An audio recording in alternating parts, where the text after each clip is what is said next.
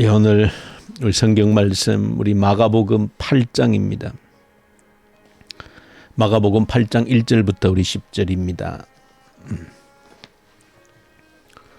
마가복음 우리 8장 1절부터 우리 10절까지 같이 읽읍시다.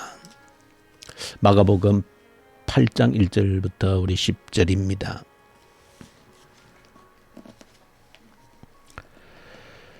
그 무렵에 또 큰 무리가 있어 먹을 것이 없는지라 예수께서 제자들을 불러 이르시되 내가 무리를 불쌍히 여기노라. 그들이 나와 함께 있은지 이미 사흘이 지났으나 먹을 것이 없도다. 만일 내가 그들을 굶겨 집으로 보내면 길에서 기진하리라. 그 중에는 멀리서 온 사람들도 있느니라. 제자들이 대답하되 이 광야 어디서 떡을 얻으리이까? 이 사람들로 배부르게 할 수 있으리이까? 예수께서 물으시되 너희에게 떡 몇 개나 있느냐? 이르되 7이로소이다 하거늘 예수께서 무리를 명하여 땅에 앉게 하시고 떡 7개를 가지사 축사하시고 떼어 제자들에게 주어 나누어 주게 하시니 제자들이 무리에게 나누어 주더라.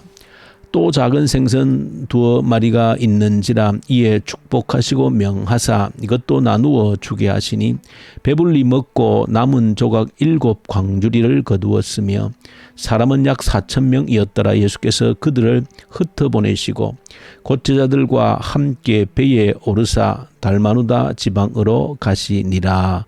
아멘. 오늘 우리 성경 마가복음 8장 그리고 또 우리 신명기 28장 또 시편 65편을 함께 묵상하는 날입니다. 특별히 신명기 28장에 보시면 우리 하나님은 어떤 분이신가? 신명기 28장에서 우리에게 보여주시는 우리 하나님 어떤 하나님이신가 할 때 참 오늘 한번 여러분들 읽고 묵상해 보시면 우리 하나님은 정말로 우리에게 복을 주시기 원하시는 분이다.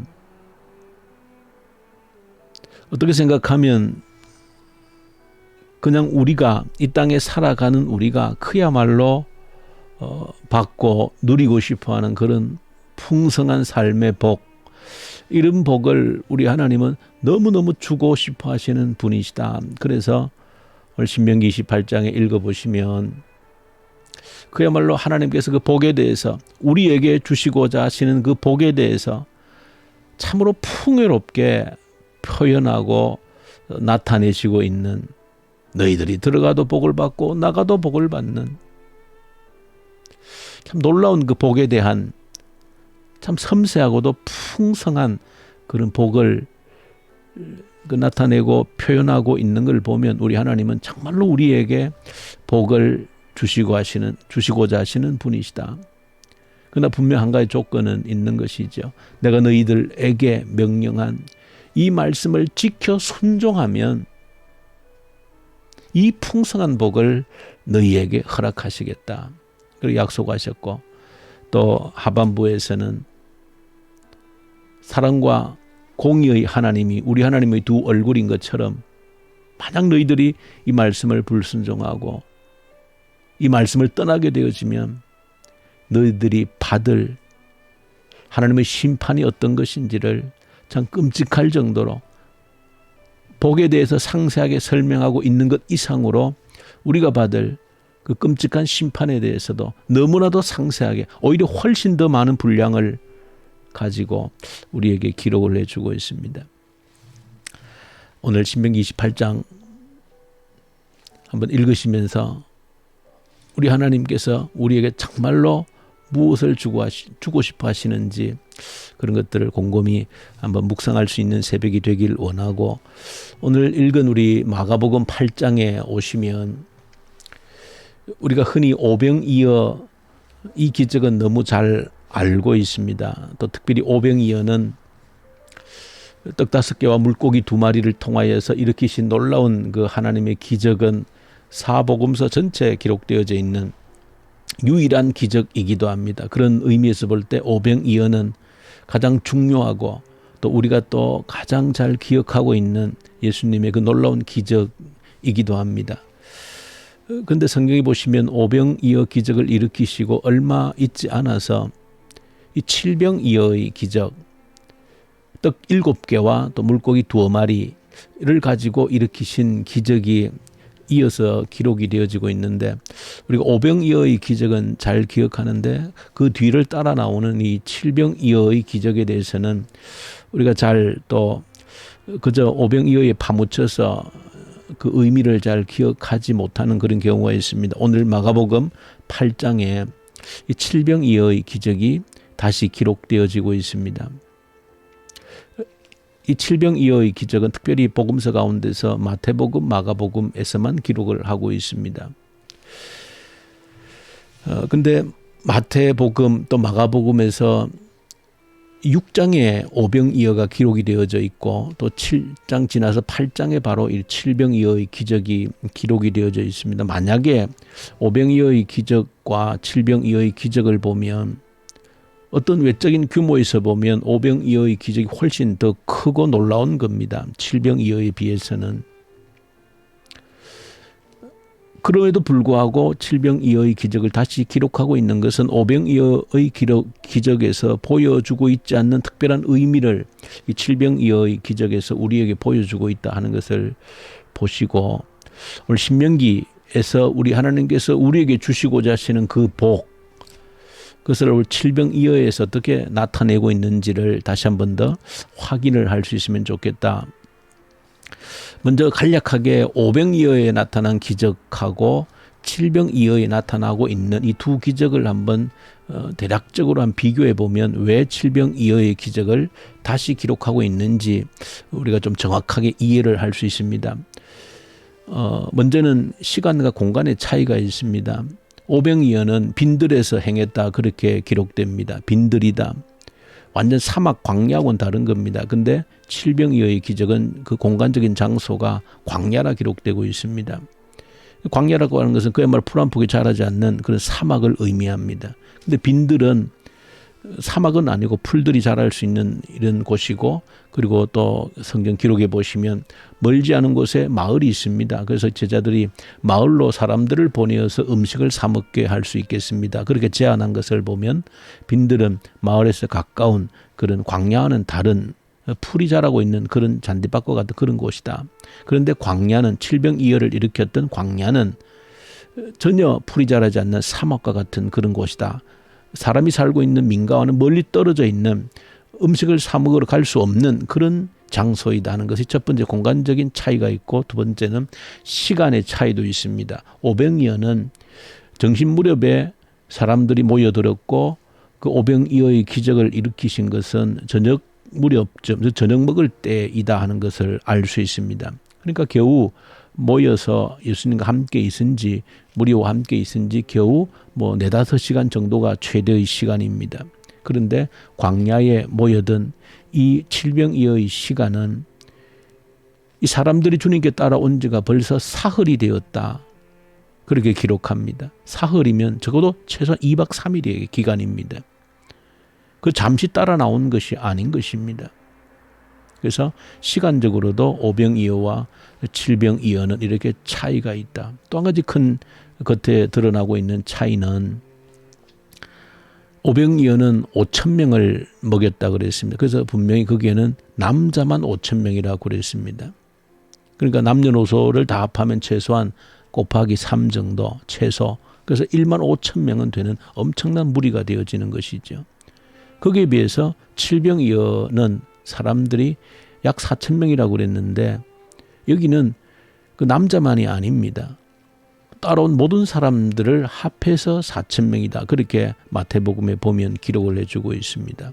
그러니까 여러 가지 이런 큰 측면에서 볼 때 차이가 있는 겁니다. 이런 차이를 통해서 한 가지 분명히 알 수 있는 것은 오병이어에 따라온 무리들과 칠병이어에 따라온 무리들이 다르다라고 하는 겁니다. 요한복음에 보시면 오병이어의 기적을 일으키시고 예수님께서 오병이어의 기적에 대해서 다음날 쭉 설명을 하셨습니다. 그럴 때 오병이어의 기적의 그 실체를 들은 많은 사람들이 다 떠나버렸습니다. 내가 하늘 떡이다. 예수님 자신이 하늘로부터 내려온 떡이다. 이런 그 오병이어의 실체를 설교했을 때 그것을 듣고 많은 사람들이 되돌아가 버렸다 그렇게 말합니다. 그들이 기대한 것은 그저 내 배를 채울 수 있는 그런 떡인데 예수님께서 내가 하늘로부터 내려온 떡이고 진정으로 너희에게 주고 싶어하는 떡이 바로 나 자신이다 하는 것을 설교했을 때 다 사람들이 돌아가 버린 겁니다. 그런 가운데 이제 칠병이어의 기적 속에서 오늘 본문에 보시면 광야에서 그야말로 사막에서 그것도 2박 3일이라고 하는 먼 길을 따라 나온 함께한 이 무리들은 요즘 우리의 표현으로 하면 신앙의 깊이가 이 오병이어에 따라 나온 사람들과는 전혀 다른 것입니다. 주님과 함께 있고 싶어하고 주님과 함께 말씀을 듣고 배우는 것에 헌신한 자들이다 하는 것을 보여주고 있는 겁니다. 그러니까 오병이어의 사람들은 그저 빵 한 조각 아니면 예수님의 기적을 그냥 추구하면서 찾아온 수많은 무리들이라고 하면 칠병이어의 사람들은 그런 사람들이 아닙니다. 2박 3일 동안 그 광야 깊은 곳까지 예수님을 따라갔다라고 하는 것은 그들의 삶을 포기한 어느 정도 고난을 각오한 그런 사람들이 아니고서는 2박 3일 동안 그 광야를 따라서 주님과 함께 들어올 수가 없는 것이죠. 이것이 다른 겁니다. 그래서 칠병이어에 따라온 이 사람들은 적어도 최소한 주님과 함께 각오하고 결단하고 헌신했던 그런 사람들이다 하는 것을 보여주고 있고요. 그러면서 두 번째 큰 차이를 또 한 가지 보시면 오병이어에서는 제자들이 예수님께 이 사람들 배고플 터인데 어떻게 하면 좋겠습니까? 하고 제자들이 주도적으로 그 배고픈 사람들을 염려하고 어떻게 먹일까 이런 것들을 고민하는 그런 모습을 보여줍니다. 그런데 칠병이어에 보시면 제자들이 염려하는 것이 아니고 예수님께서 그들의 실제적인 그 육체의 배고픔을 염려하시는 분이 우리 주님이신 것을 보여주고 있습니다. 이것이 오병이어와 칠병이어의 큰 차이점입니다. 예수님이 그들의 그 육신의 배고픔을 걱정하시고 염려하시는 모습이 그대로 나타나 있는 겁니다.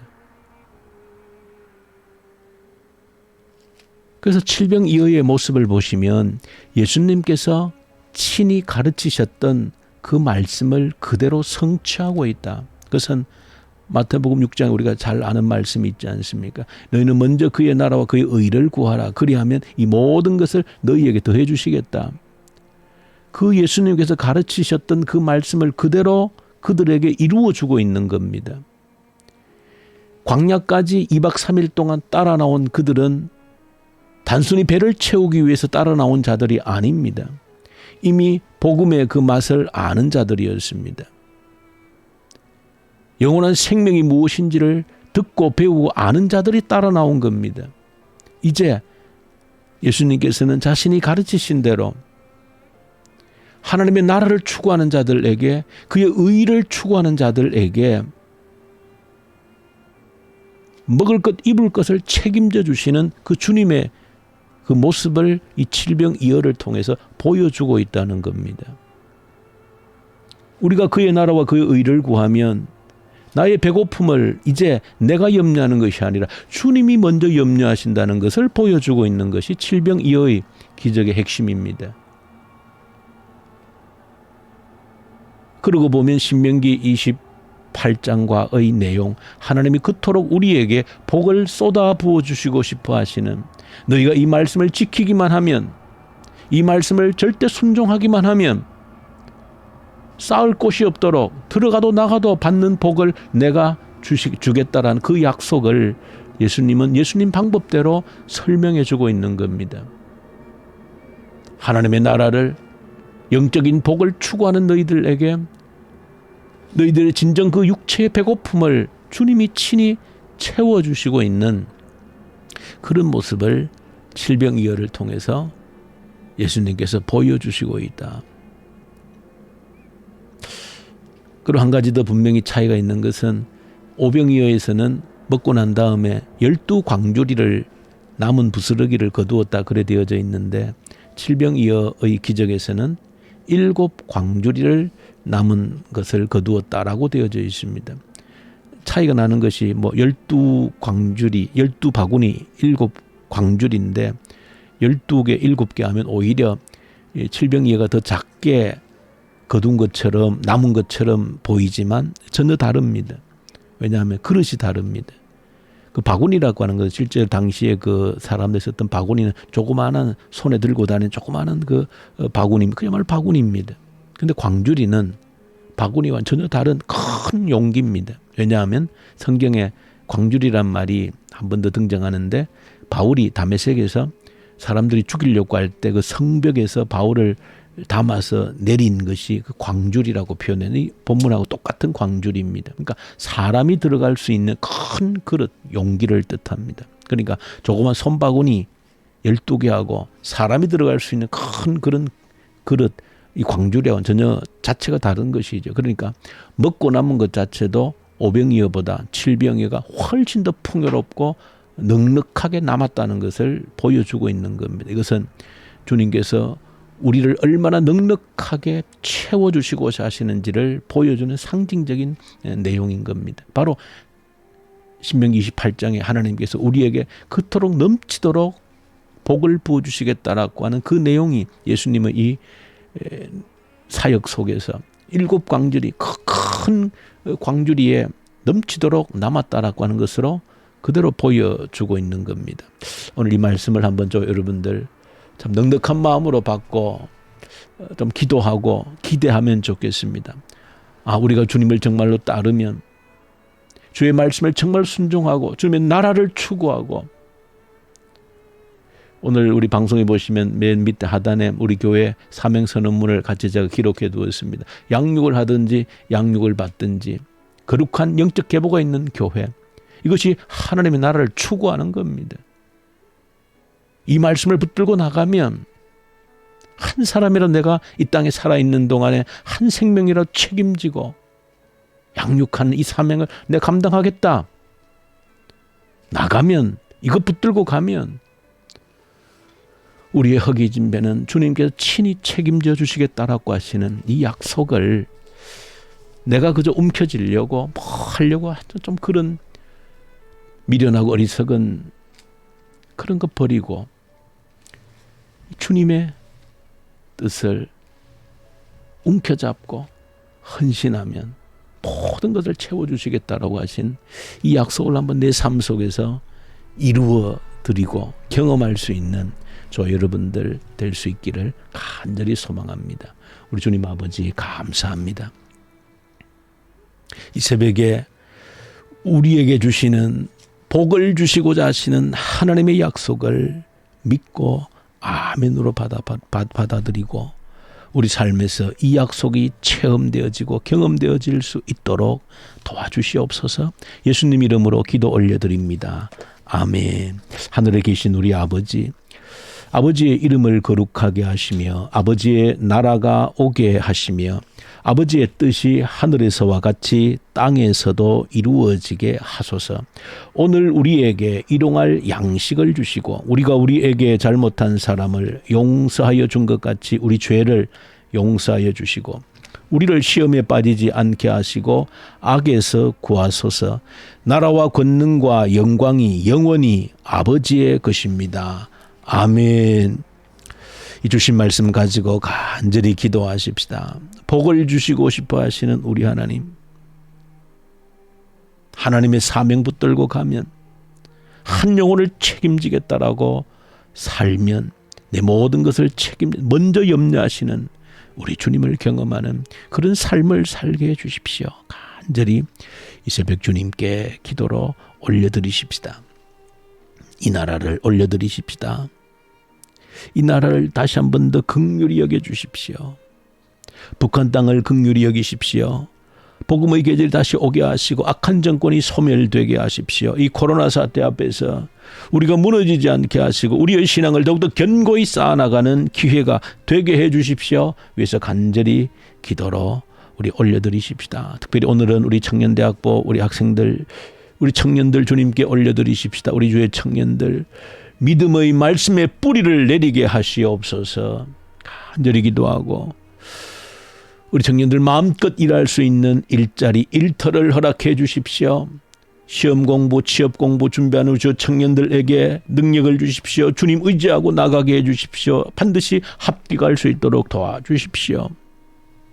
해외에서 공부하는 주의 자녀들 붙드시고 군복무한 우리 주의 청년들 붙들어 주십시오. 주님 함께 해 주십시오. 우리 모든 청년들 때가 되매 합당한 배필을 허락하여 주시옵소서. 그래서 아름다운 가정을 꾸려나갈 수 있는 주의 청년들이 되게 해 주십시오. 기도하고 이번 주 2차 피택 투표 있습니다. 주의 선한 뜻을 나타내 주십시오.